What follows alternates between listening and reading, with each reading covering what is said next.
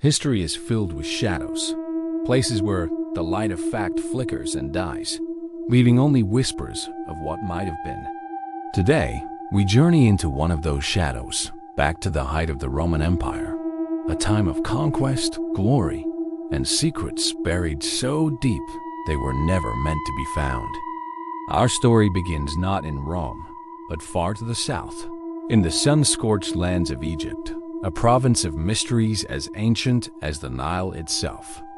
In the year 25 BC, the Roman legions, led by the prefect Azius Gallus, marched into the heart of Egypt. They were soldiers of an empire that believed itself the master of the world, but Egypt was different. It was a land steeped in magic, ruled by gods and rituals the Romans could never truly comprehend. Deep within a newly unearthed tomb, far from the familiar sands of Giza, a small detachment of legionaries discovered something that was not meant for mortal eyes. It wasn't gold or jewels they found, but a single ornate canopic jar, sealed not with wax, but with lead, and inscribed with warnings in a dialect so ancient, even the local priests could barely decipher it. The warnings spoke of a devourer of souls, a spirit of eternal hunger, an entity of chaos that had been bound by the earliest pharaohs. The soldiers, dismissing it as local superstition, saw only a unique trophy to bring back to Rome, a testament to their victory over the old ways. This was their first mistake, and it would not be their last. The journey back to Rome was fraught with strange and terrible omens. The calm Mediterranean seas turned violent without warning, but only around their vessel. Men were plagued by nightmares so vivid they woke screaming, clawing at their own faces, speaking of a gaunt, shadowy figure that walked the decks at night, its eyes like dying embers. Rations spoiled, fresh water turned brackish, and a creeping paranoia began to infect the crew. The legionaries, men forged in the crucible of battle, began to eye each other with suspicion and fear. The canopic jar, stored deep within the ship's hold, seemed to pulse with a faint cold energy, a malevolent heart beating in the darkness. Upon their arrival in Rome, the jar was presented as a curiosity to a wealthy senator named Titus Vibius, a collector of exotic artifacts from across the empire. He displayed it proudly in his villa on the Palatine Hill. That night, his entire household vanished. When the authorities broke down the doors, they found a scene of unsettling stillness.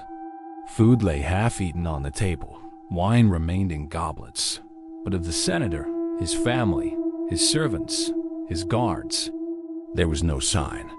Not a drop of blood, not a hint of a struggle. It was as if they had been erased from existence. All that remained was the Egyptian jar, now sitting in the center of the main hall, its lid slightly ajar. A wave of unexplained disappearances began to sweep across the city. It started in the opulent villas of the wealthy, then spread to the bustling tenements of the common folk. People would simply vanish from their homes, from crowded streets, from locked rooms. The only common thread was a strange cold spot left behind where they were last seen, and the faint lingering scent of desert sand and decay. Rome, the invincible heart of the world, was being stalked by an invisible predator. The city guard, the vigils, were baffled. They found no bodies, no witnesses, no motives. Panic began to curdle into terror. People whispered of a curse, a vengeful Egyptian spirit brought back within their walls. They called it the Umbra, the shadow, for it was only ever glimpsed at the edge of vision, a fleeting distortion in the air, a flicker of movement in a dark alley. The once mighty city began to live in fear of the night. Emperor Augustus himself, a man not given to superstition, grew deeply concerned. The disappearances were destabilizing his city. He secretly tasked a small group of scholars and priests from the Collegium Pontificum, keepers of Rome's most ancient religious rites, to investigate. They were led by a man named Lucius Valerius, who had studied the forbidden texts and knew of powers that predated the gods of Olympus. Lucius traced the origin of the plague back to the senator's villa and the cursed canopic jar. He recognized the glyphs on its surface, not as warnings, but as the bars of a cage. The legionaries hadn't brought back a trophy. They had brought back a prisoner, and now it was free. Lucius and his team discovered that the entity was not a ghost, but a being from a realm outside of their own. A dimensional parasite that fed not on flesh and blood, but on the very essence of life, the soul itself. Each soul it consumed made it stronger, allowing it to manifest more clearly in their world. The scholars realized that conventional weapons were useless. This was not a battle for soldiers, but for exorcists. Using fragments of knowledge pieced together from smuggled Egyptian scrolls and obscure Roman incantations, they devised a ritual. They knew they couldn't destroy the entity, for it was not truly alive in the way they understood. They could only hope to imprison it once more. The final confrontation took place in the labyrinthine catacombs beneath the city, a place where the veil between worlds was already thin. Lucius and his priests tracked the entity to a central chamber, the air thick with an unnatural cold that stole the breath. There, for the first time, they saw it clearly. It was a shifting mass of shadows, vaguely humanoid, with long, distorted limbs and a featureless face from which 2 points of faint red light burned with ancient malice. The air crackled with its silent hunger. As the priests began the ritual, chanting in a mix of archaic Latin and guttural Egyptian, the creature fought back. It didn't attack them physically. Instead, it invaded their minds, showing them visions of their deepest fears, whispering promises of power, tempting them to break the circle. Shadows on the walls writhed and lunged. The torches flickered and died, plunging them into absolute darkness, broken only by the entity's smoldering eyes. One by one, the priests fell silent, their minds broken, their souls consumed. Only Lucius Valerius was left. He stood alone, his voice wavering but unbroken, completing the final verses of the binding rite. He held aloft a new vessel, a lead-lined box forged by the priests of Vulcan, inscribed with symbols of containment. As he spoke the final word of power, a blinding light erupted from the box, and the shadow thing shrieked, a soundless scream that tore at the fabric of sanity. It was pulled, stretching and contorting into the vessel.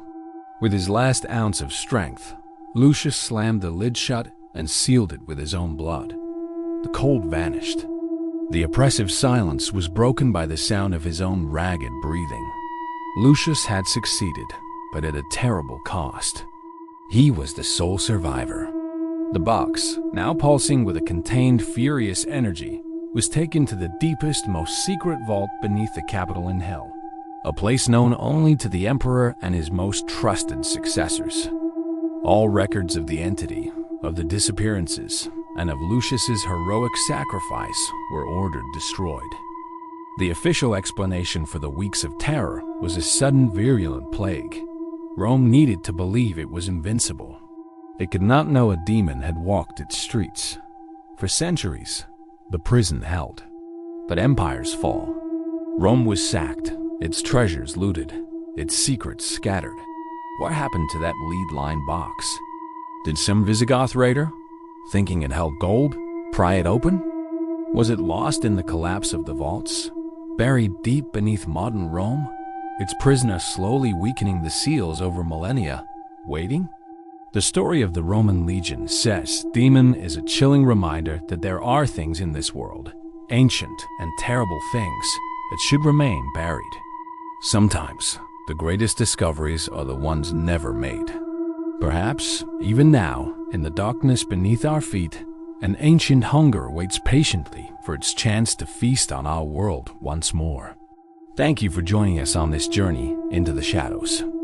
If you enjoy exploring the darker side of history, make sure to like, subscribe, and hit that notification bell so you don't miss our next descent into the unknown. Stay curious and stay safe.